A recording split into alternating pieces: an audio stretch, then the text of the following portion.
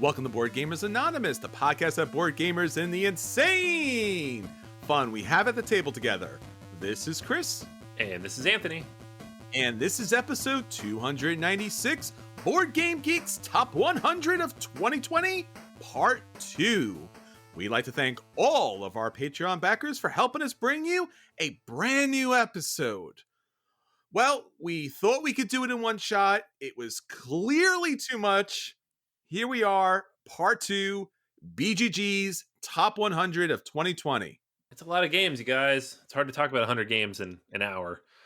We were like keeping it quick too. It was like a minute, boom, boom, boom, boom, boom. But then you realize that 100 minutes is still like almost 2 hours. So it doesn't really work. See, and I think one of the funny things is if you were ever had the opportunity to actually be on the recording of these things, especially early on, like if you go back when we did like 100 of anything or 50 of anything, it would be like 2-hour broadcasts. It'd be like, let's keep it tight. Let's keep it lean. And then next thing you know, 20 minutes on one game. And you're like, we have another 49 games to do. You remember, I will never forget this, but the very first time we did our full top 100 with all four of us, with Daniel and Drew, and then the software wasn't working.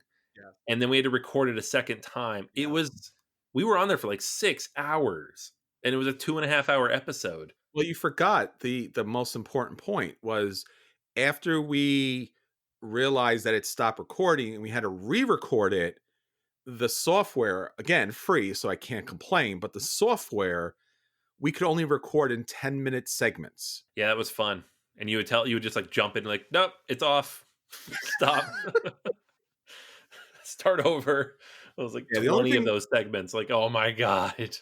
Yeah, the only thing worse than actually recording that was editing that.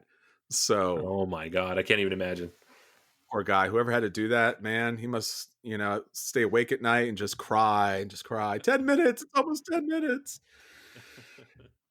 So there is a lot of blood, sweat, and tears on each and every episode here. So after 7 years and close to 300 episodes just for this podcast, and we've done other ones, hopefully this is fun for you. I don't know what it is for us anymore, but it's still great to get this out to you. And again, that's how much you mean to us. So again, thank you all for listening. Thank you all for downloading. Thank you all for supporting us in any way you can. Share the podcast. Let people know we are having a good time and we just want more people in on the party. So Anthony, that is what we tend to go through when we do these podcasts. Obviously, there's a lot of other stuff that's going on with Board Gamers Anonymous, and in particular, BGA Live. BGA Live. Yes, sir. We got a new episode going up this Wednesday. Once again, 8:30 p.m. Eastern Time. You can catch us on BoardGameArena.com or twitch.tv/BoardGameArena. We recommend the latter because if you go directly to Twitch, you can comment and participate and be among the people who answer our questions and engage and ask questions, answer questions, etc. This week, we're going to be playing Teotihuacan. And, well, we're not going to be playing it. Other people are going to be playing it. We're going to be talking about it. So make sure to join us. It's going to be a lot of fun. We're going to run through one of my favorite games of all time and just kind of give you a rundown of how it plays and how it runs on Board Game Arena and all the good stuff that comes with that this week. Yeah, there's a lot of great stuff going on there, and it's something that if you haven't had a chance to check out yet, please jump over there. We're doing so much great stuff, and we really want you to participate with us, especially me. I'm running the chat, so if you ever want to chat with us on BGA, like you're listening to the podcast right now, there's your chance. And you actually can see us. We're live. The most introverted podcasters out there are on a Twitch stream. If for no other reason, visit for the car crash spectacle of it all. Oh, way to sell it, man. Yeah, it's hey, it's 2020. You got to lean in, man. You got to lean in. I mean, on the 2020 adjusted scale, we are amazing. So I know. There's no reason that should work, and we're actually doing a good job. And that's not just my mom saying that. I mean, it is my mom saying that, but it's other people too. So come see yourself if we've actually pulled this off. And again, we wouldn't have been able to do this without all of you and your support. So please rally the troops, get over to BGA Live. So, Anthony, so much going on there. Obviously, we want our people there, but also we want our people's opinion. What about BGA, Board Gamers Anonymous? Anything for our listeners to be doing this coming week? Yeah, I mean, real quick before we jump into that, we should mention that there is a second BGA Live on Thursday this week. So we are, if you're not aware, Essen starts on Thursday, Essen Live, Essen Digital, whatever they're calling it. And we are partnering up with Repos Productions and BoardGameArena, and we're going to be running a stream on the BoardGameArena Twitch channel on Thursday at 6 p.m. Eastern. So a couple hours earlier than our normal, but it's an extra day. So it's a second stream that we're running, and it's going to be a run through of the new Seven Wonders second edition that's up on BoardGameArena with the two co-founders of Repos Productions and a couple members of their team over there. So we're gonna be playing the game. They're gonna be playing the game as well. So we have 6 of us playing. We're gonna be talking about the new game. We're gonna be talking about Seven Wonders. We're gonna be talking about Essen, anything you could think of. Make sure you hop over there, hop in the chat, let us know what you want us to ask them. It's going to be a lot of fun. So make sure you hop on and join us for a special production of BGA Live on Thursday. Yeah, I'm really excited about this. Seven Wonders has always been one of my favorite games of all time. Definitely my top 100 way back when. And to have the opportunity to play the new version on Board Game Arena is tremendously fun. Not to mention with all the people from Repos Production, because these are the people that, I just can't wait to see their games. I love Seven Wonders Duel. I love the expansions, and I have almost everything that came out through Seven Wonders. So, yeah, definitely check it out. And again, this is a special episode. So, not one of those after school episodes. This is actually fun. So, I mean, you never know. It could become a special after school episode. We don't know where this is going to go, guys. Yeah, so that's why we need your extra special help, especially in the chat for that episode. So, if you love Seven Wonders, or maybe you've never played Seven Wonders before, this is a great time to get involved with the game because, especially at this point, everything's been rebalanced. There's some new features in the game. So you are not losing out on anything, but you're really getting in on the best time possible. The game's brand new and nice and shiny, some new artwork, and just a lot of fun. Yeah, absolutely. So, yeah, that is Thursday again, 6 p.m. Eastern. It's going to be midnight over there in Belgium for these guys. So, Wow. Here's hoping they're like wired on 5-hour energy and caffeine and just loopy as heck because we're going to have fun with them. So, diving into what we're doing on our end, we mentioned last week that we have episode 300 coming up. In fact, we've mentioned that like every week for the last like 6 weeks. We are just 4 months away from episode 300 of Board Gamers Anonymous. For some reason, that feels like super big to me, like more It than does. 200, more than 250. Yeah. It's such a big number. I've thought about this a lot, and I don't know why it is. Maybe it's just the giant round numbers of things. It feels like if you hit 50 episodes, you did a thing, you can pack your stuff up and go home. If you do 100 episodes, the industry just gives you a nod, like, huh, okay, all right, we see you. You hit 150, nobody cares because it's, they gave you the nod. You're lucky if you ever get a nod. 200, all right, you could kind of sit at our table, but like not in the great seats. 250, all right, you're sticking around. Okay, you could actually sit with the adult table. But 300, I think 300 is really the new metric. I don't think there's many podcasts that have actually even reached that number, not to mention 7 years. But yeah, 300 for one podcast is pretty impressive. Yeah, you could sit down and listen to our podcast every day for 30 minutes, and it would take you 2 years to get through all of it. Just think about that for a second. So, yeah. And one more thing about that too. One of the things about our podcast that Anthony and I really worked hard on that maybe you don't know is that we really tried to make each and every podcast evergreen. Maybe not everyone fits that mold, but most of them we try to make so that if you got a chance to play a game that maybe had been out for some time or you want to revisit a classic, jump back. There are 300 available episodes on every podcast player, not to mention YouTube, not to mention BoardGamersAnonymous.com. and hopefully they will sound as fresh and as interesting as the day we did them. Yeah, absolutely. So a big part of this, because we like to celebrate things, we like to give stuff away. That's like literally our favorite thing in the world is to give people free stuff, which It's sounds true. silly, but you guys give us support and help us out on Patreon and everything else, and then we just want to give it all back.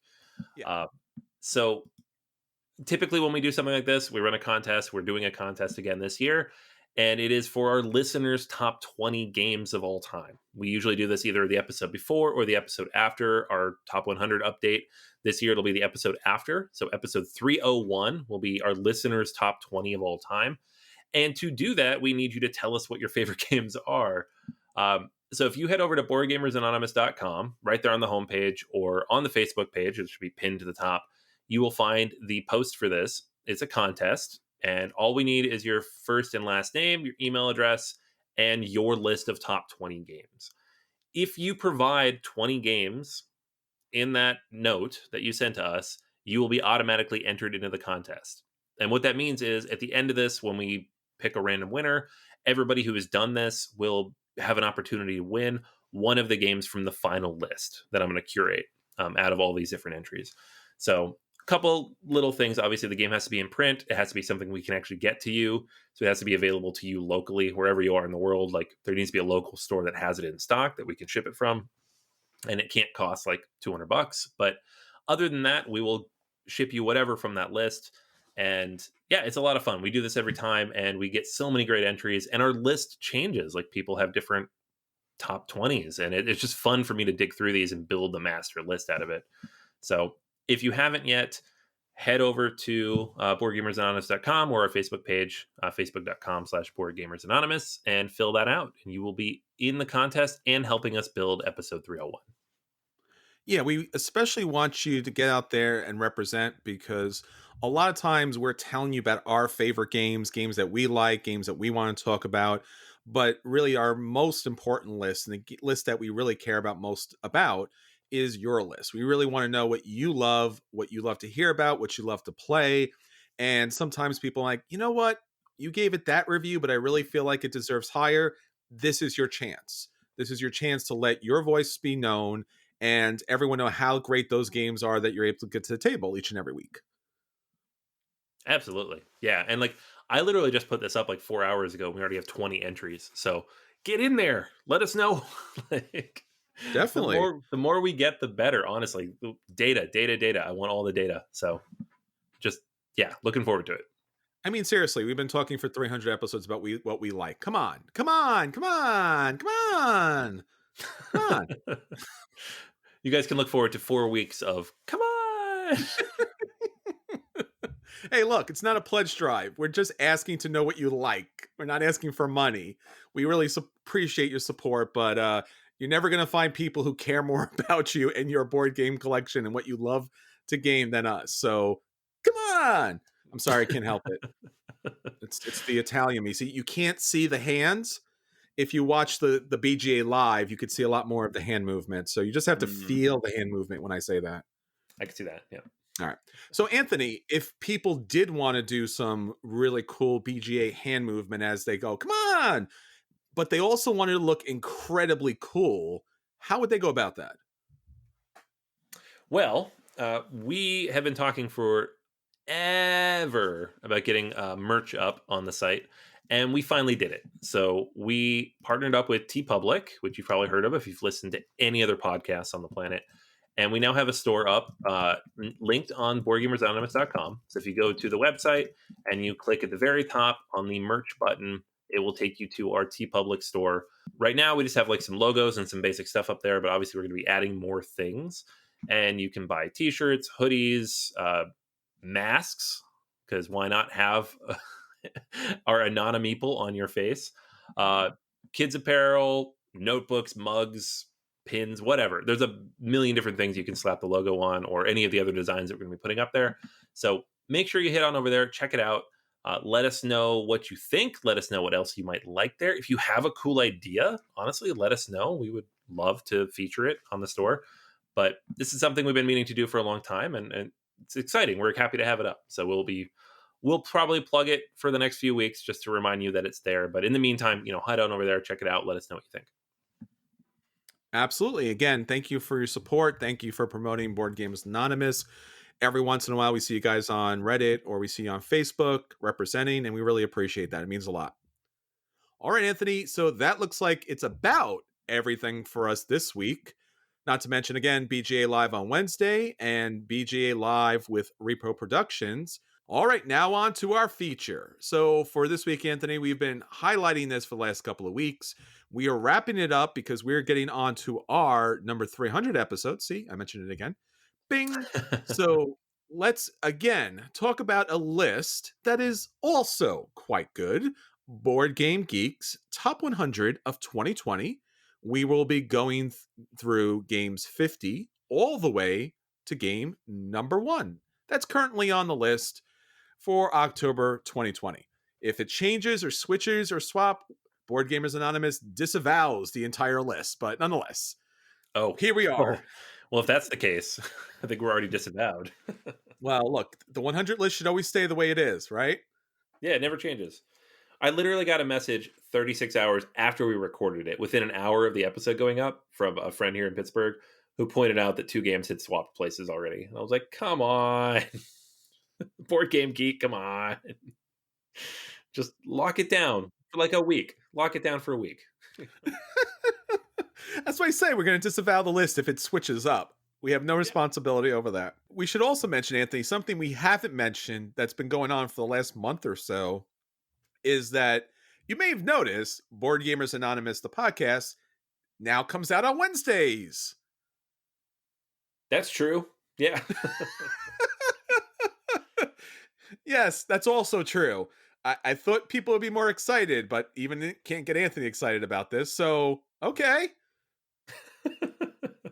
Yeah, I mean, it's a thing that's happening. Yeah. And I mean, obviously, Sure. we want to have the episode up the same day that we are on BGA Live. So we're going to be referencing the episode. We talk about the stuff that we talk about here. We kind of summarize our question of the week. We dive into some extra information. So it makes sense to have the episode up before we broadcast every Wednesday night. Previously, the episode came out late Thursday, early Friday. And now we just make sure it is up Wednesday morning every week. And you'll definitely have that before BGA Live goes up if you want to check it out. All right. So, Anthony, with that said, let's finally get on to the feature review. All right. Yeah, we're going to dive in just straight off. Number 50, Robinson Crusoe, Adventures on the Cursed Island. This is Ignacy Trzewiczek's now classic. It's only 8 years old, but it feels like a classic cooperative survival game in the world of Robinson Crusoe. There are, I think, 6 or 7 different scenarios out of the box, but then in like another 15 or 20 through expansions and promos. Very, very deep game, very, very difficult in many cases, and one of my favorite co-ops all around. This is a definite buy for me, especially with the new version, which has better rules. Yeah, I agree with that. I love the card mechanic and the dice mechanic where you can ensure that you'll complete something, but it becomes dangerous. And obviously, as things occur, those cards go back into the deck. So what might seem, an innocent little prick on the finger might actually be something tremendously horrible later on. So, this is a great game. This is really a great game. I don't own this just because, again, as Anthony mentioned, it's a very deep game and it has a lot of rules and complexity to it because it's multiple games in one box. I would like to own this. I don't own this. And honestly, I don't know if I will own this just because I don't think I'll ever be able to get this to the table. That being said, having played this game, it is a buy. Solo it, man. It's scary on that island all by myself. I at least need a volleyball with me. Oh, yeah, that's true. I think there's a volleyball Maybe you can promo. put a volleyball expansion. Yeah, there might be one, actually. Oh, is there? Nice. Yeah. All right, number 49, The Voyages of Marco Polo. This is one of my favorite games of all time. And we actually just did an episode about this about 3-4 weeks ago on BGA Live. So you can hear us talk about it for like 90 minutes if you want to hear everything I think about the Voyages of Marco Polo, the rules, everything that's great about it, some of the things that are kind of wonky, what the expansion does.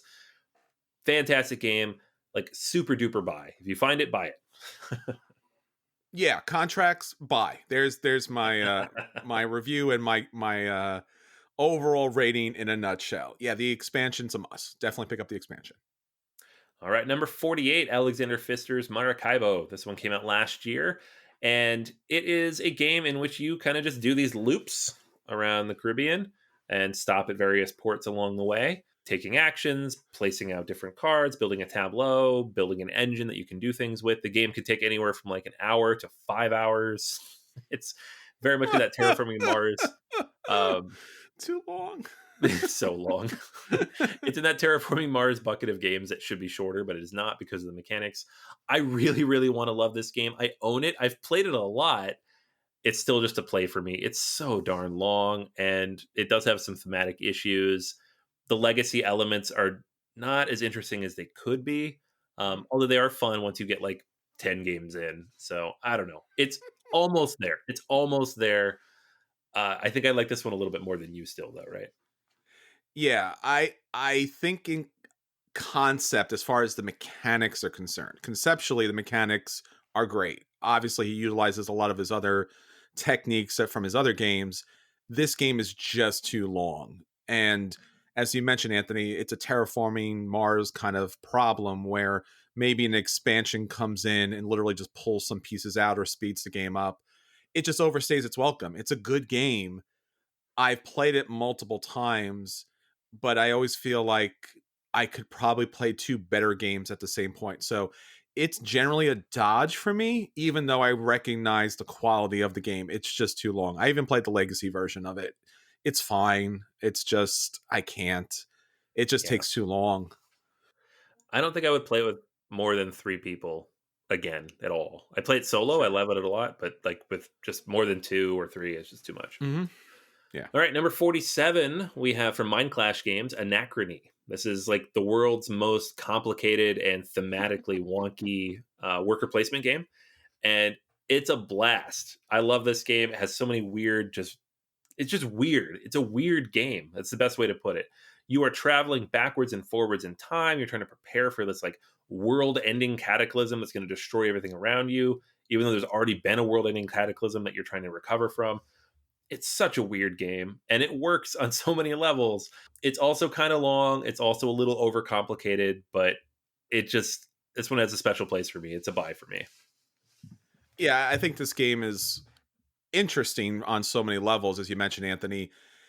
Mind Clash always does this thing that reminds me of Jurassic Park, where they could do it, but no one questioned if they should do it, and they did. Mind Clash is like the Nolan films, right? It's overwrought, it's unnecessary at some points. There's huge plot holes, but thematically somehow it pulls through. It's a play for me. I like this game. I own this game. All right, number 46 is Azul. This is the original of all the Azuls from Kiesling, and it's a classic. It's an instant classic. It is just one of the all-time great abstract games, and there are now, I think, 3 versions of this, plus multiple expansions for it. I own this. I own the 2 standalone expansions for this. I play this and the other versions with my family pretty frequently. It is an absolute buy. It's so much fun, and it can be brutally hard and mean at the same time, which is always a lot of fun in a game like this. Yeah, I think obviously it's one of those situations where it took a game, and again, it's one of those situations where the production really just carries the game a lot further, and the design and the artwork and everything goes along with it. And it's deceptively simple, but it is such a sleek, fun game that it's hard not to like. I'm not a big abstract fan, and I really like this game, and I bought it, which is weird, but I do like the game a lot. All right, number 45, Eclipse. This is the first edition of Eclipse. I don't believe the second edition is on this list yet, but it is a big, massive, sprawling Euro about space exploration, research, conquest, diplomacy. All the X's in here. I really wanted to love this game. I love science fiction games. I love 4X. I love Euros. This game is too long. It's too brutal if somebody really gets into your stuff. And it's not nearly as good for me as Twilight Imperium, which we'll talk about later. It's a dodge for me. I really just want to like this, and it just does not work. Yeah, I think the challenge of this game is, like you mentioned, Twilight Imperium is out there, especially Twilight Imperium 4. Eclipse did get a reprint. It was on Kickstarter. I haven't seen it out there in the world. I don't know even if it's reached its backers yet. Has it? Has it reached its backers yet? Maybe by the time you listen to it. I think it's floating out into the world as we speak, but yeah, I haven't Okay, seen it yet either. so again, since we're doing this recording on Monday night and it's coming up on Wednesday morning, clearly it's going to come out. Everyone's going to play it before then. So this might be a refined situation. I actually do like Eclipse. I do agree with you, Anthony. It's one of those kind of bloated kind of situation where there's just too many small rules as far as all the things go, as far as this game is concerned. That being said, it's still a play for me. All right, number 44 on the list, Uwe Rosenberg's Le Havre. In this game, you're building up a supply chain, collecting different resources, building industries and shipping. Really, it's about building these various buildings, producing goods, trading them in for other goods, and just trying to be as efficient as possible as all that. It's pretty difficult to teach. Your first game, you're going to be horrible at it, and it really has a very finite player count in which it plays best with 3 people. But if you get 3 people and they've all played before, and you can get it done in less than 3 hours, this game is spectacularly good. I do own a copy. I've only played it twice because it is very difficult to get to the table with the right people in the right time frame. But it's a strong play. I want to say buy, but it's so hard to get it to the table at the right time. Yeah, I think my first game of this, I played with a couple people who've never played before. And I think maybe 1 or 2 people that had played it just a few times. It wasn't as ridiculously abusive as I thought it was going to be, but there is certainly some situations where if you don't make the right choices early on, or depending on how many players you have, you might just end up in a situation where you were supposed to sell or you were supposed to buy, and now you're kind of stuck, for the next round or 2 with no money. Yeah. So it can be very painful depending on where you're going in the game. So yeah, it's a light buy for me. I think I would recommend this as a buy. Alrighty, number 43 on the list is Through the Ages, A Story of Civilization. We're going to kind of pass over this because later on we get the update, second edition of this game, which I think is what everybody's playing right now. But let's just say the game is good. Yep. I don't understand why this game is actually here, and this is not the only case of an older version still being on the top 100 list. I think if a new version of the same game comes out and it's basically a reprint with maybe a couple of tweaks, these games should be Hall of Famed. Like, Yeah. hey, you had a high position for a very long time. You created a new version, not a different version, a reprint of the same version. You're out of the list, but you go up to the higher echelons. So Yeah. I don't know why it's taking up a spot here. I know so many other good games could be on this list. So speaking of good games, we talked about this one not too long ago, Clans of Caledonia at number 42. This is it kind of mixes a few economic Euro mechanics in with like that Terra Mystica style, like root buildy type of player board mechanism. I love this game. I've played it 62 times in the last Oh my 15 goodness. months. A big part of that is BoardGameArena. I play it pretty constantly on there, and a lot of solo plays as well. But it's hands up one of my favorite Euro games. I will openly admit it's not perfectly balanced. It has a lot of balancing issues, but it's just a lot of fun to play. I play this a lot, surprisingly. It's not a big game for me, but it has hit my table, especially late at night, multiple times. We did play this on BGA Live, so if you'd like to go learn more about the game, we had a bunch of people play it. We did commentary over it, and you can, again, hear a bunch of hours about Clans of Caledonia. It's fine, but there is some serious issues as far as balancing is concerned, especially when it comes down to the clans. So it's going to get the most lightest recommendation. If you've never played it and you would like to play it, I would say play it. But again, it's not going to ever enter my rotation just because some of the clans are broken versus some of the other clans. So unless you house rule it, you're going to have a bad time. Yeah, I can't argue with that. 41, Star Wars Imperial Assault. This one came out literally the week before my daughter was born because I got this for Christmas. I opened it that morning. She was born that night. And so I always associate this game with the birth of my daughter because I was like, washing and painting the pieces that morning, and then I completely forgot about the game for about 3 weeks after that because we had a baby who arrived about a week early. And this is like you take Descent, you reskin it as Star Wars. They released content for this for about 4 years. I have every single expansion that ever came out for this. I have played like 5% of it. So I have to say bye because the cognitive dissonance will not allow me not to say bye. I don't own this. I've never played this. I am actually a huge Star Wars fan, especially the whole Empire Strikes Back movie, which does have a lot of content here. I don't know. Again, it seemed like a very large box and a very large investment as far as the other expansions. So I slowly back away when I see it on sale, just in case, because this is definitely one of those lifestyle games that you could enjoy as your main hobby. Oh, yeah. All right, number 40, Mechs versus Minions. This is a programming game from the League of Legends universe, but as you'll gladly tell us, has nothing to do with what League of Legends actually is, right? And it has nothing to do with League of Legends actually is. Let's get that out of the way. I own a copy of this because it was available and I bought it and I played a bit of it and it was fun. I'm not a big programming game kind of person. I've never gone back to it. I'll give it a play because it's a fun game. It's not crazy expensive. The production quality is amazing, but it's fine. Yeah, I think the what's most notable about this, obviously coming from Riot Games, is they hadn't produced board games. So when they announced a League of Legends game, everyone just blew up. I had played League of Legends since day one. I can tell you everything about the game. And when this came out, I was shocked that this was not pretty much the game that I had played. And I was like, oh, no, I'm not buying this. And then I actually got a chance to play it. And as Anthony mentioned, it's a programming game, which is actually a lot of fun. And it's actually a really good programming game. In fact, most programming games are challenging at best and almost a throwaway, just because the programming is almost, you might as well randomly do things because that's how the game plays out. This actually plays out very smart. It's a good game, great production, still has enough League of Legends content to it that you will enjoy the game. And if you are not a League of Legends fan, you don't have to worry. It doesn't have as much to do with the whole universe, so to speak. So you don't need to know that. For me, it's a play. I don't own a copy of this. I would certainly love to own a copy of this.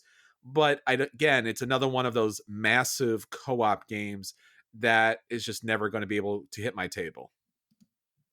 All right, number 39 on the list, Zolkin the Mayan Calendar. This is the first official collaboration between Simone Luciani and Daniel Toscini, and it's a brilliant game. It uses this just spectacular wheel mechanism to you place workers down, they move around each round, and you decide when you want to take them off the board, and then that's the action you take. The base game by itself is somewhat not broken, but borderline solvable. Like there are certain actions that make more sense to take at certain times. The expansion certainly adds a lot more depth to it. There's some promos that even expand it a little bit more. Obviously, future games build on these mechanisms even more.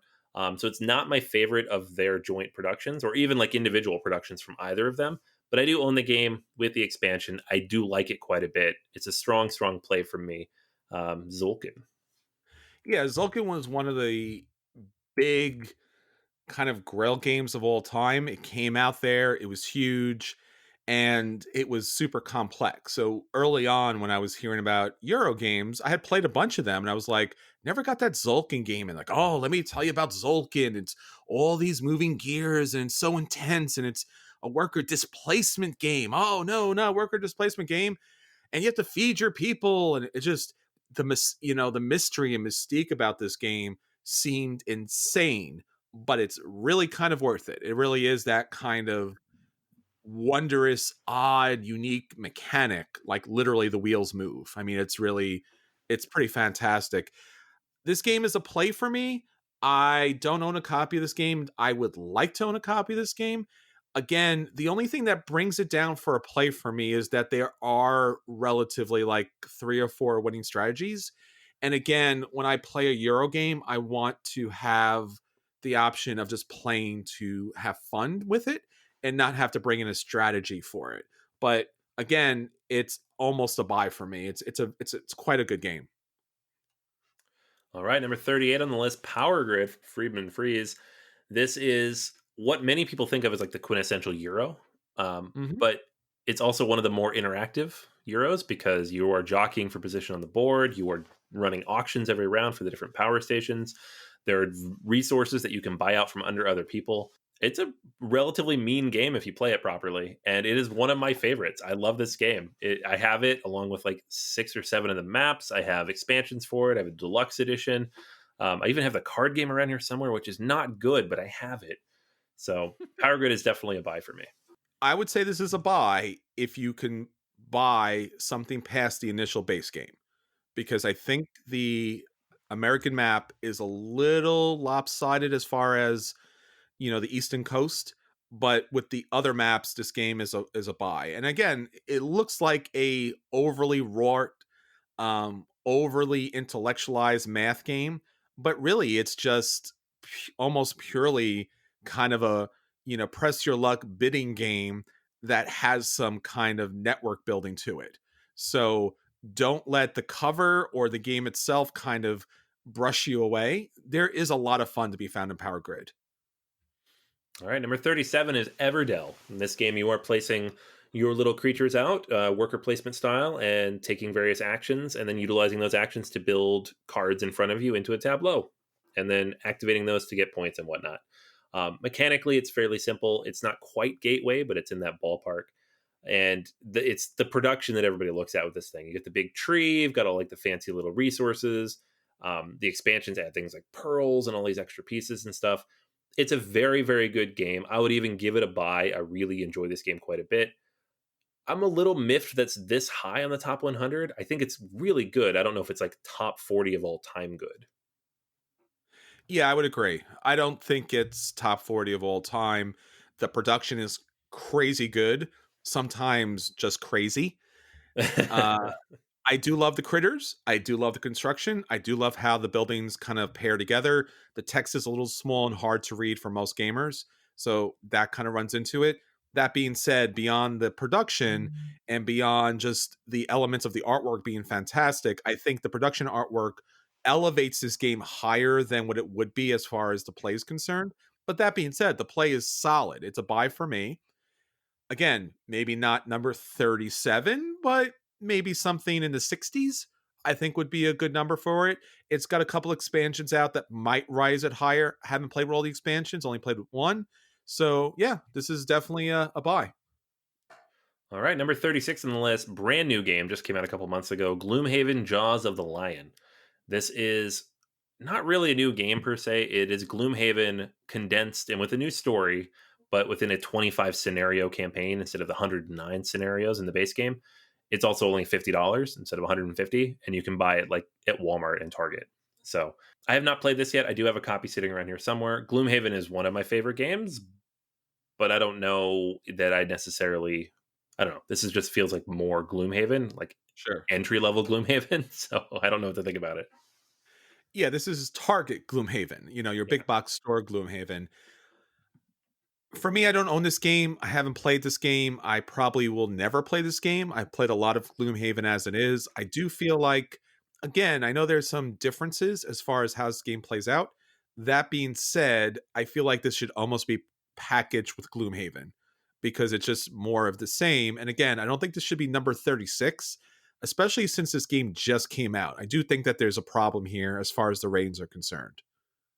Yeah, there was like a whole conversation in the Dice Tower Slack group that we're a member of about whether this should be considered for Game of the Year awards for 2020 because it is Sure. new this year, but it's based on a game that came out a few years ago.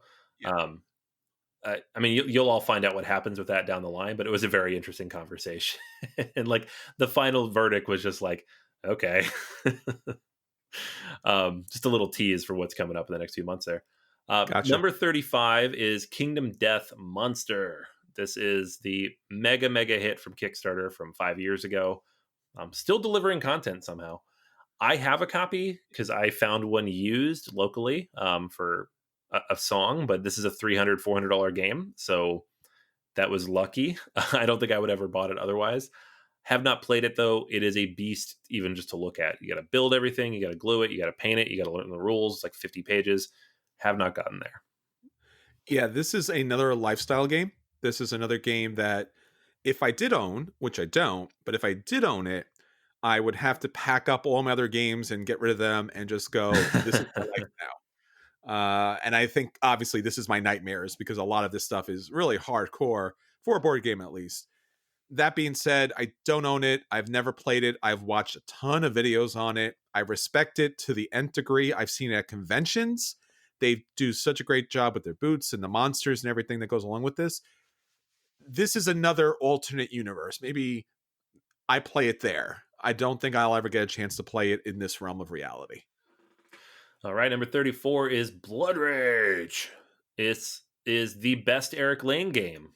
That's all I'm going to say. It's a buy. Ooh, that's a big thing out there. But that being said, it probably is. Yeah. I own, I think, all this stuff for this. Maybe there's some kind of, yeah, there's probably a couple of things here and there, promo stuff. That being said, it is probably the best example of Eurogame meets Amerithrash, and it's short enough, fast enough, and easily explainable enough that you could play with almost anybody, and the production is great. So, absolute buy. All right, number 33 is Pandemic Legacy Season 2. We're going to get into some legacy games here, which we've talked about whether they should be on this list or not. I have not played Season 2 at all. I have it somewhere because I meant to play it with the family and just didn't get around to it. But here it is. People like it. I've never played it. I haven't played season 1. I haven't played season 0. I'm not a big Pandemic fan. That being said, I respect it to the nth degree. And yet, I gotta say, I wonder if this should also not be in its own category because it is a one and done type of game. But if you love it, more power to you. Yep. Mansions of Madness Second Edition comes in at 32. This is a re-implementation of Mansions of Madness, obviously, using an app to manage the game. A lot of people are not a big fan of the app, but this is one of those games that just did not work. It was fundamentally broken without the app because you make one small mistake and everything falls apart 2 hours into a game. So I had a chance to play this. I actually owned a copy for a bit. It was really good for an Arkham game, which is not typically my thing, especially the board games. I was really into it, and there's so many different scenarios you can pick up now with all the different expansions and the digital expansions. I couldn't get this to the table. It wasn't for my group. It certainly wasn't for me playing solo, but I super respect this game. If you love Arkham, you love horror games, it's a buy. Yeah, I've never played this. This is another big game that I think one or two of my game group owns. But again, since it's such a big game and since it's a game night, this is also another game that could clearly be a lifestyle game because there's so much to it. Again, major, massive respect for this game. Haven't played it. Don't know if I ever will. But if you see a copy, let me know. Number 31 is Root from Leader Games. Cole Worley. This is one of my favorite asymmetrical type of games like this, period. I love this game. I have all the expansions for it. I have 2 of the plushies up on my shelf that my kids always want to play with. I have some mats lying around here somewhere. I have pins. Like, it's just, they're mascots. It's fun. This is board gaming in 2020, or I guess in 2019, because 2020 is a nothing. But yeah, Root is fantastic. It's an all-time buy for me and one of my favorite games of all time. Yeah, I really like this game a lot. I don't own a copy of this. I was supposed to get a copy of this, and then life and everything else happened. Again, the big challenge of this is making sure everyone knows how to play their particular little race of kingdom of little tiny wood meeple people. That being said, it's really great. I played a lot of times. I've had a lot of fun with this game. And oh man, there's just so much good stuff to say about it. We don't have time. It's a buy.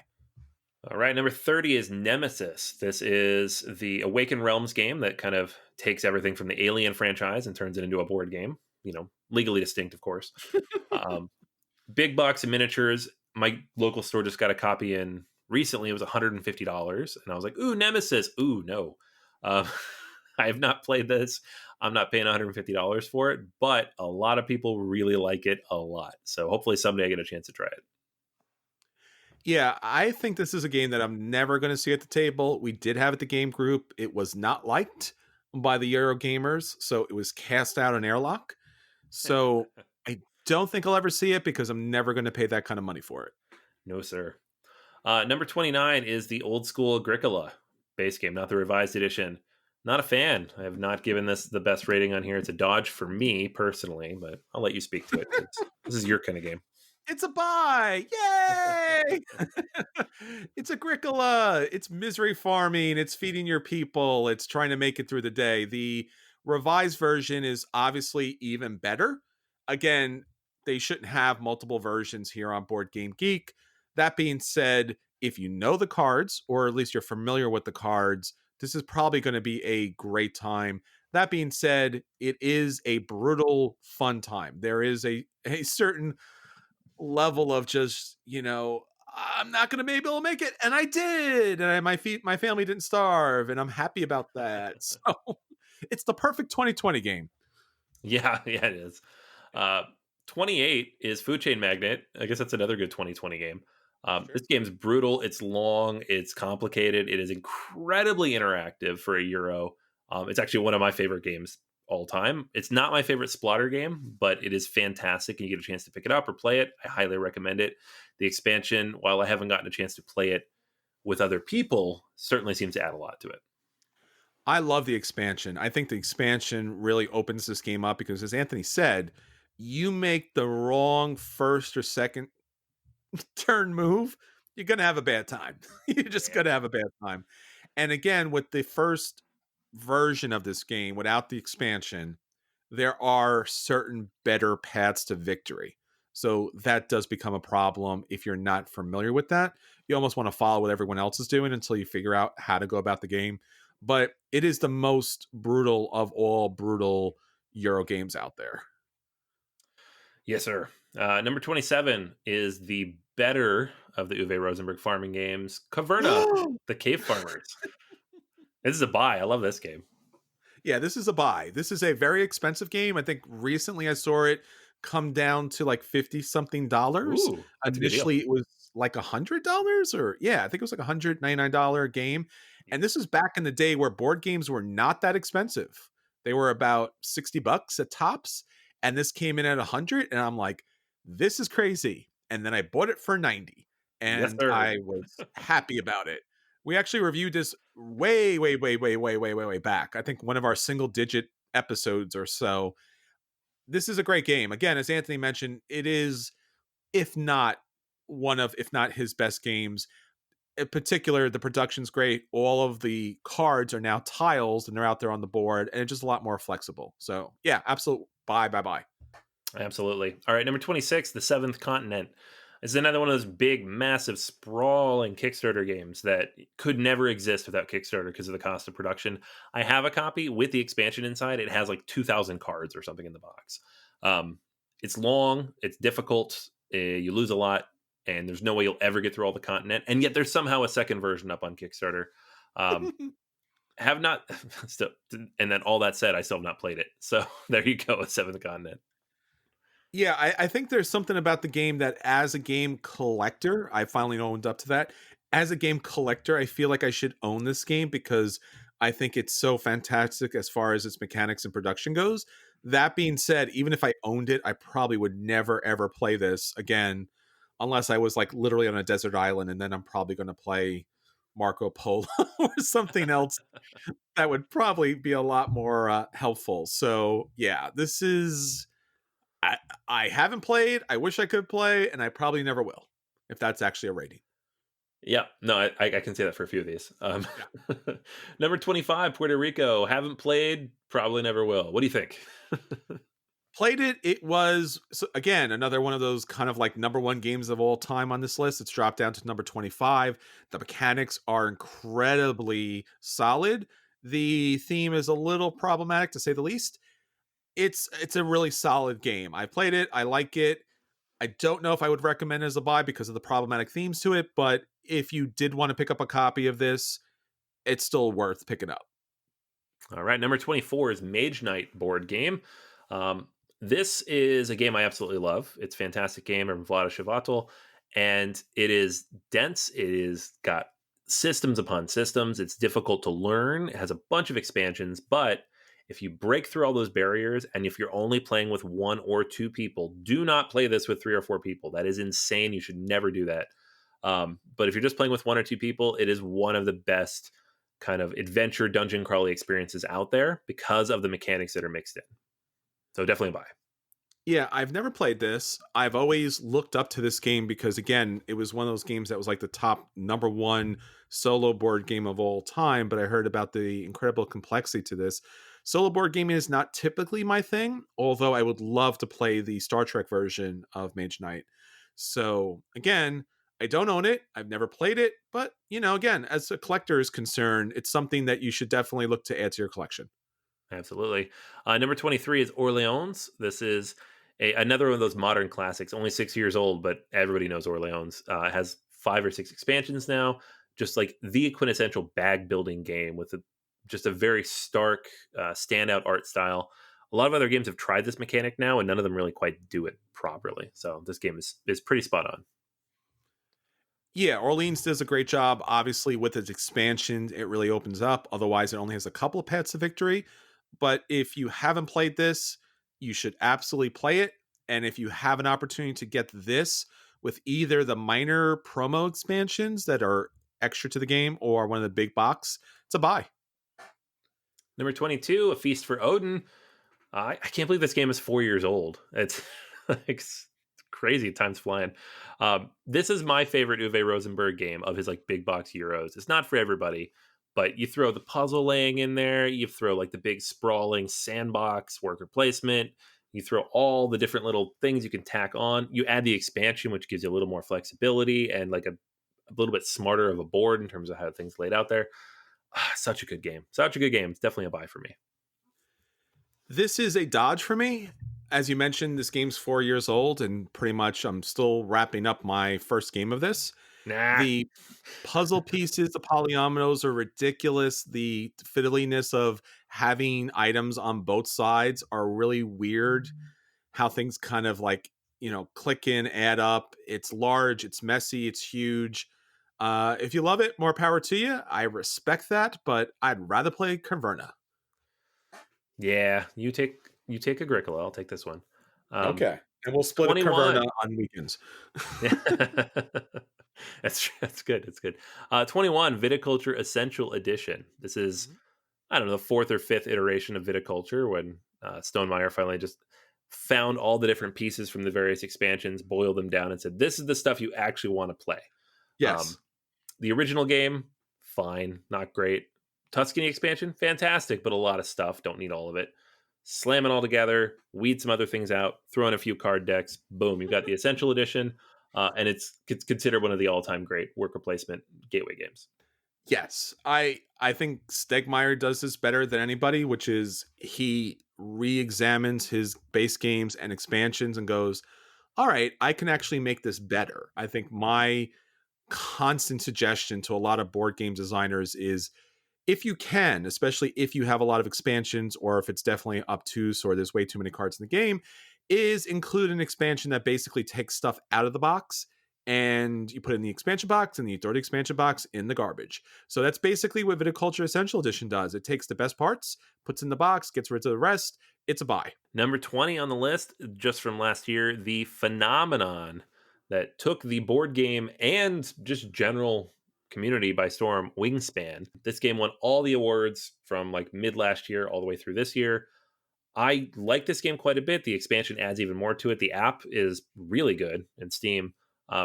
It's not my favorite game in the world overall, just the base game by itself, but I do appreciate what it's doing. I enjoy how accessible it is, and the theme is not just more killing orcs. It's a strong play for me. Yeah, this is a buy for me, and I play this with a lot of different groups of people. As Anthony mentioned, it's a wide audience. Obviously, bird lovers ramped up the price, bought this game out. Nobody expected it, except for me. Knew this game was going to be great. I said it way back when. This is just a really great game. What's really sets this game apart, if there is anything, is that it is a family, gateway game without ever having to sacrifice being simplistic. So when you play this game, you're building engines up and you really do feel like you're doing something Eurogame-ish without ever feeling like you're playing a cheap version of a Euro game. That being said, the base game does have some broken combos. So you could be playing your best game, someone breaks out that broken combo or two, and there's a couple of them in the game, and you're just like, but I'm playing my best game. They're like, oh, that's sad. 1-2, 1-2, 1-2. It's a buy for me. All right, number 19 on the list, Arkham Horror, the card game. This was the second iteration of the Lord of the Rings card game formula from Nate French and Fantasy Flight Games. And in my opinion, still the best. This is just a fantastic card game that manages to weave in the mechanics that made the original so good with this overarching narrative and this system that allows you to play in multiple different ways. You can play it with up to 4 people if you're playing multi co-op. You can play it solo and it runs really well. The decisions you make and the results of the games you play have consequences and carry through to future games. There's content now going back 4 years, so dozens and dozens of packs for this, plus the recharge packs. So like hundreds of hours of gameplay here if you want it. This is one of those games that I would take me to the desert island because it's just so much content here. This is definitely a buy. Yeah, and I think you said it best, Anthony. The story consequences that follow you really set this game apart. I don't know why this wasn't built into all of the LCGs. Maybe it wasn't thought of, but it's so awesome and it's so creepy when you win the game or you lose the game or however you come out of the game and like something's happened now and that's going to stay with you. And it's not just like, oh, you have a -2 for the rest of the game. It's like, oh no, there is consequences. Good or bad, there's consequences. And there was going to be consequences either way. So it's Arkham Horror. So yeah, it's fine. Yes, sir. Number 18, Brass Lancashire. This is the original version of Brass. It's been renamed as Lancashire because there are now 2 versions. We'll get to the other one in a minute. I have not honestly played this more than once in the last few years because they both came in. We played both Lancashire and Birmingham, and we set Lancashire aside and said, this is very good, but this other one is better. And that's been my experience. So I don't want to give Lancashire a buy because if I'm going to pick between the two, I'm going to pick Birmingham. It's a very good game. It's a classic. I love it. I don't play it. So Brass Lancashire is a play for me. I still own my copy. I'm going to keep it, but there's a better version. Yeah, I would agree with that. I think you could easily argue that there is a better version. So why would you be buying this? That being said, if this does come to your table, it's absolutely worth the play. If you did have an opportunity to pick it up, on sale or something, pick it up because it's good as a collector's edition to have, but you're going to want to play Birmingham. Yeah. All right, number 17. I'm going to let you speak to this one because I've only played it 3 times in the last 3 years. Concordia. It's a play for me. I like it a lot, but you've played this way more than me. Yeah, Concordia is the game that I've probably played more than any other game, honestly. And that's saying a lot. That being said, I don't own a copy of it because every game group I go always wants to play Concordia. I've played all the maps. I played all the versions of it.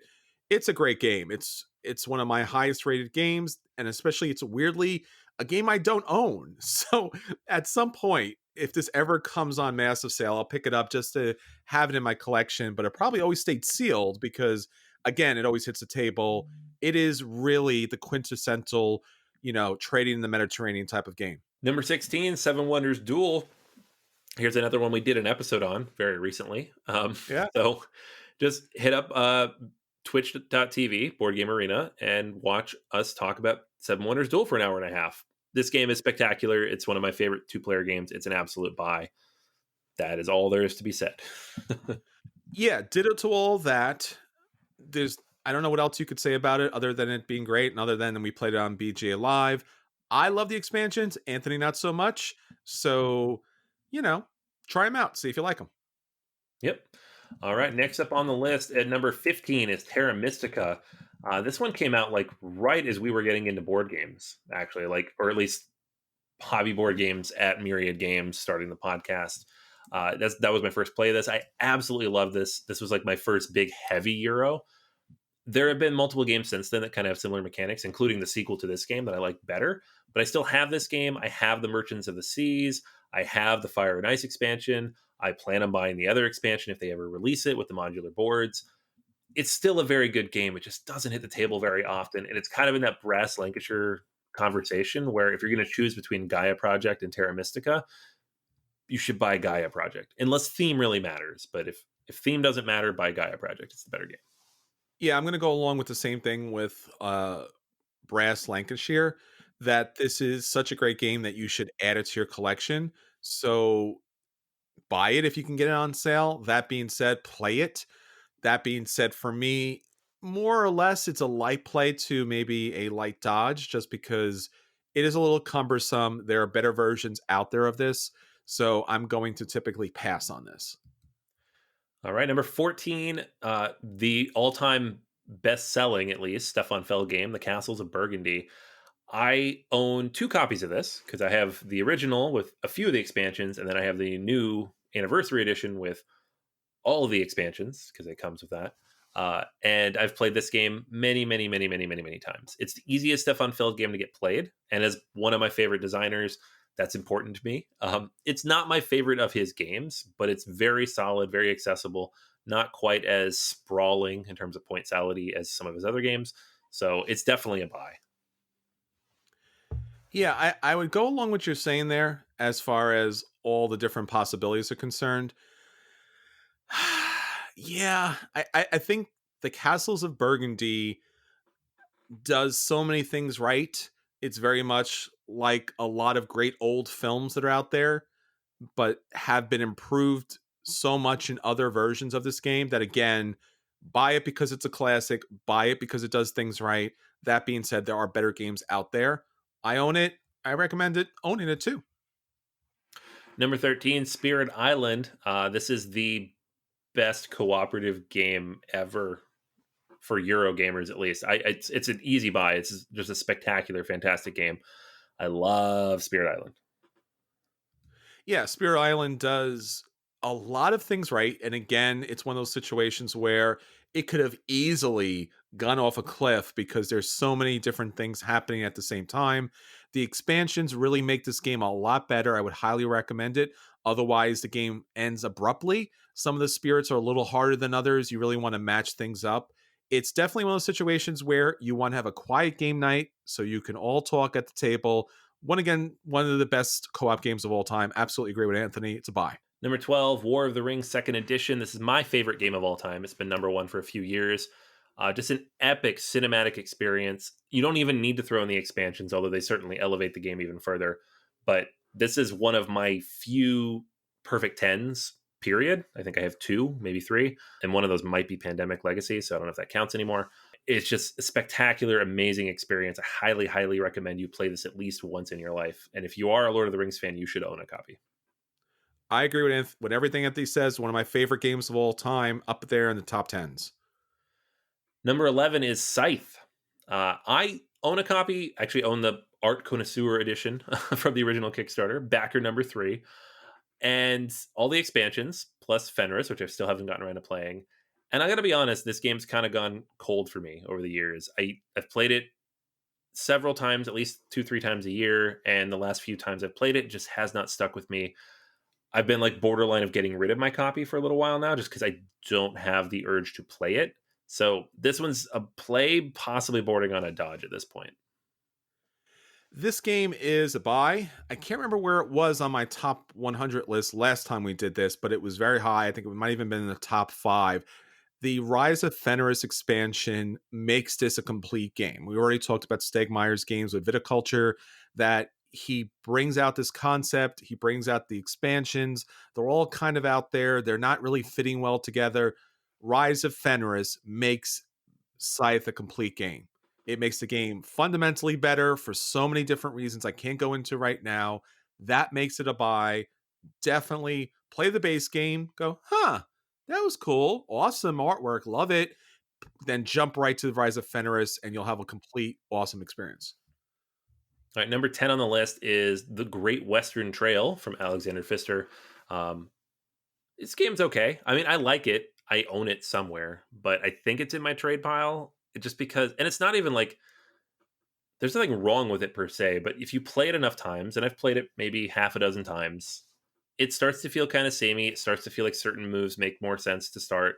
The expansion doesn't resolve a lot of those issues. It just makes the game really long, which I don't know that I necessarily enjoy.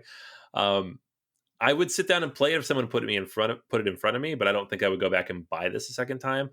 We've said this before. I'm always a little miffed that this game managed to move up so high on the list. I know a lot of people really love it. I just don't get it, and that's just a personal thing. But Great Western Trail is like a light play for me. It's a light dodge for me. Again, it's one of those games that in concept works out very well. The mechanics are pretty great. That being said, it's ultimately breakable. I've played this game so many times. I've never lost at this game, and I don't know why that is. I know, again, that there are just paths, there are certain ways to play this game that are just not going to be beneficial for the average player. The expansion makes the game longer for no particular reason. In general, it's a decent game. I don't know why it's here at number 10. I can't complain about it, but I do know that there are problems with it. Number 9 is Twilight Struggle. I have still only played this game one time, 6.5 years ago. It was a long, brutal experience, so I never went back to it. Played online a couple times since then. I do have the new Imperial Struggle, which I know is not exactly the same as this, but I'm more interested in that. So I'm not going to give it a rating or anything, but it's a game where I just haven't had the urge to go back to it due to the length and the complexity. And I know it's like one of those games that everybody just salivates over, but it's just not for me. Yeah, I've never played this. I don't know how this has happened. I've seen it at the game table once or twice. It's a 2-player game. I've heard the lore, the history. I own it on Steam. Just never got a chance to play it yet. Number 8, Gaia Project. This is the sci-fi version of Terra Mystica that honestly fixes a lot of the issues that Terra Mystica has, if you feel like it has any issues. Like it makes the board modular. It adds a lot of new mechanics. It kind of fixes the temple track problem by building out this tech tree that you build up over time. This is a spectacular game. It has a really solid solo version. They've yet to release any expansions for anything. I don't necessarily think it needs them because it doesn't really have the imbalance issues that Terra Mystica had out of the box. This is a buy for me. Yeah, this is a play for me. I like this better than Terra Mystica, although I do like the theming and the artwork better in Terra Mystica. Again, as you mentioned, mechanically, this is a lot better. It fixes a lot of problems of the other game. It just does not carry on the artwork and the design from Terra Mystica. So it's a little bit of a bummer. Maybe if they could put both of those together, it would be a buy. But for right now, it's just an ever so slightly dodged game. Number 7 is Star Wars Rebellion. This is kind of, if you took the idea behind War of the Ring and did it with Star Wars, where one player plays the Imperials, one player plays the Rebels, and you have the whole toy box of Star Wars in front of you to play out the trilogy, the original trilogy only, because the good stuff, right? Yes. Spectacular asymmetrical 2-player game, really clever card play. I still like War of the Ring better, and I'll put that higher, but that doesn't diminish what I think of Rebellion. It's still a solid buy for me. Yeah, this is a solid buy. Again, it's another one of those games that it transcends its IP. So if you're not a huge Star Wars fan and you're wondering if you should play Star Wars Rebellion, you should absolutely play Star Wars Rebellion. You don't need to know anything about the game. It plays great. It could have almost any other theme on it, but again, it's just fantastic. Just happens to be a 2-player game, but an absolute buy. Yep, and definitely pick up the expansion for that too. Oh yeah, definitely. Number 6 is Through the Ages, A New Story of Civilization. So we mentioned this way back when it was the normal story of civilization. This is the new story of civilization. This is basically the second edition of the game. It's been updated, it's been tweaked, the rules have been revised.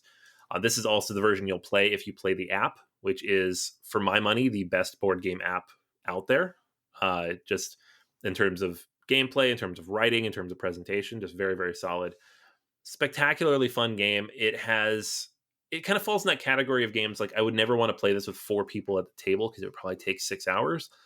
But sitting down and playing with like 2 people, playing it solo, playing it online, just so much fun. It really feels like a Civilization game in ways that other ones don't always feel like. Mm-hmm. I'm going to piggyback on what everything Anthony said. It's absolutely a buy.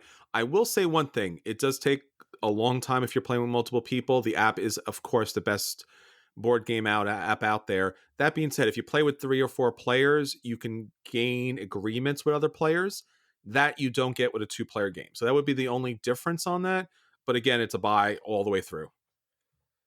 Number 5, Twilight Imperium 4th Edition. This is not my number 1 game of all time, but it's probably my favorite gaming experiences of all time.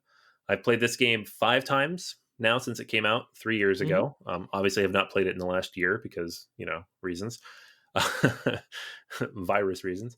And every single play has been memorable. It has been an all day experience. It has been like building friendships, ruining other friendships, rebuilding those friendships that were just ruined. It's just such an amazing experience of a game.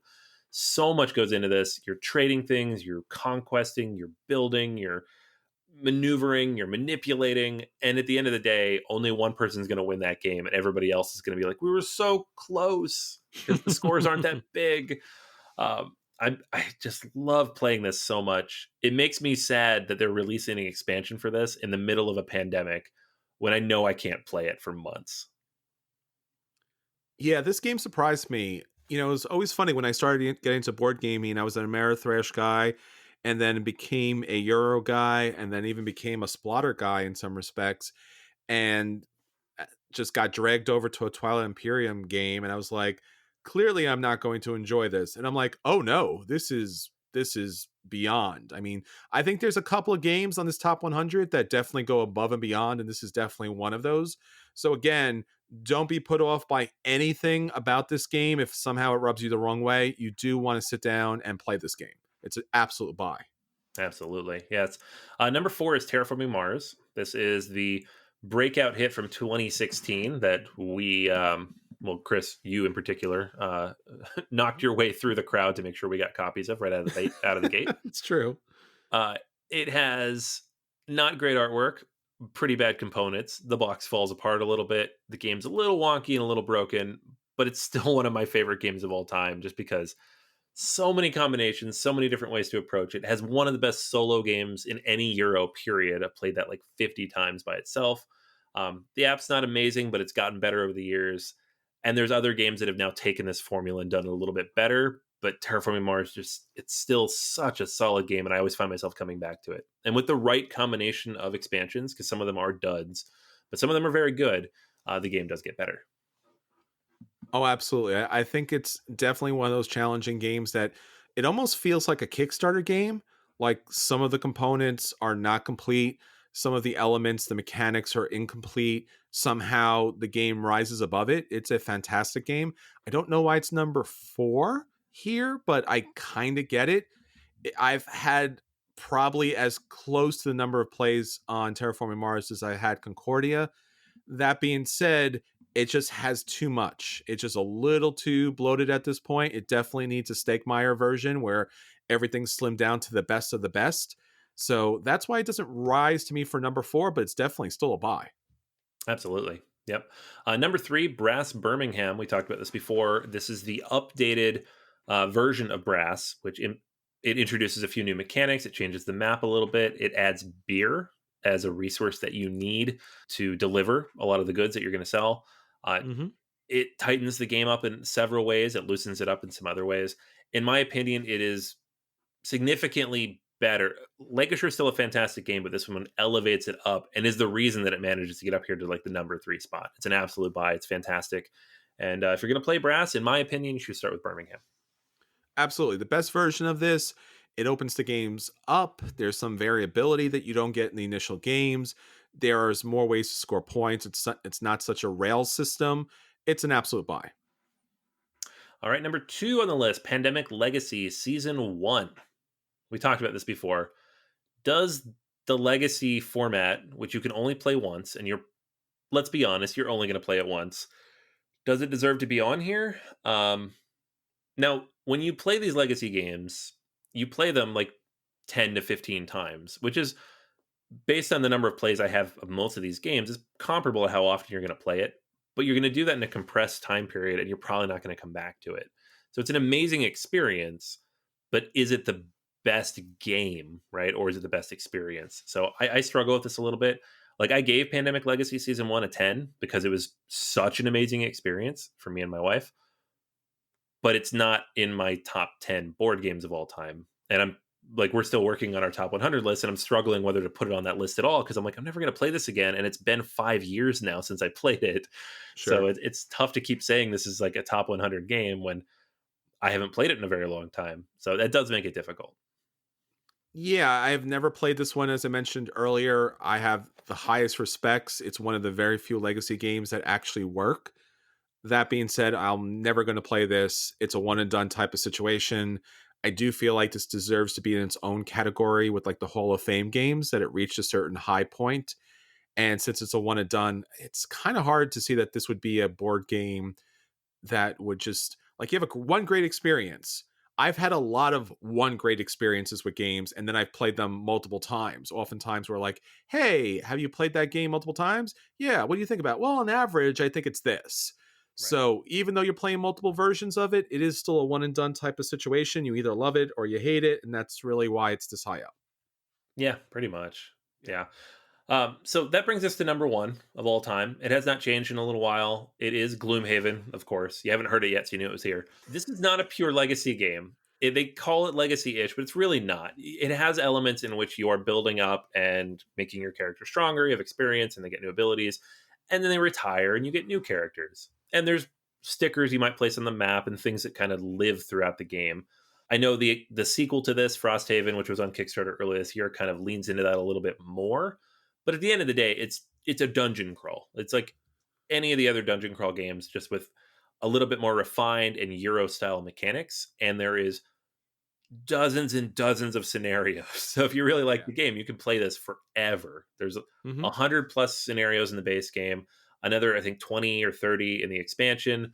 There's a bonus thing you could have gotten from one of the Kickstarters, which I think you can still get with like 10 more, plus Jaws of the Lions another 25, and then Frosthaven's like another 100. So if you really like the Haven formula, there's like 250 plus scenarios you can play, and that is let's be honest, that's a reason why a lot of people rank this so highly. I love it. It's still one of my favorite games. I give it a very high rating, but it's an interesting case as well of if you get to 80 plays, it's a little samey, right? Yeah, I think I've played enough of this. I think I have something along the lines about 40, 50 plays of this. That being said, I haven't played the full game out, so I don't know if I should be giving a full review about this, but I played about 45, 46 games of this. It's a dodge for me. Again, it's deserves to be part of your collection because it's just, an anomaly. It's just, it should not exist. And it was the first game like that should not exist. And if it wasn't for Kickstarter, it probably would not exist. That being said, it's a lot of the same. It's a lot of hack and slash. It's a lot of your worst nightmare is becoming exhausted because it took too far to get to the guys you needed to defeat. So it just doesn't do enough different things for me. Now, Frosthaven's supposed to be doing some different things. So if you love this, you should absolutely buy it. If you don't own this, don't jump in knee deep. You should absolutely try it at the table with somebody else. But for me, I've played this game so much and I keep waiting for it to be something different. And it has a lot of great elements to it that I'm in awe about. The whole switching to different characters is fantastic. But again, it just doesn't do enough different things for me. And it's just such a time sink. So yeah, it's still going to be a dodge for me. Yeah, that's fair. I think a lot of people have kind of come around to that. Obviously, not too many. It's still number one on here, but I still consider it a buy. But it's a tough buy. It's expensive. I would say if you're gonna buy this, start with Jaws of the Lion, unless you've already Yeah. played this and you want to try it. But that's $50. Much easier entry point. Same basic formula. A very good campaign by all accounts. So there are like layers and levels in which you can enter this world now without having to spend $150 on the base game. I absolutely agree.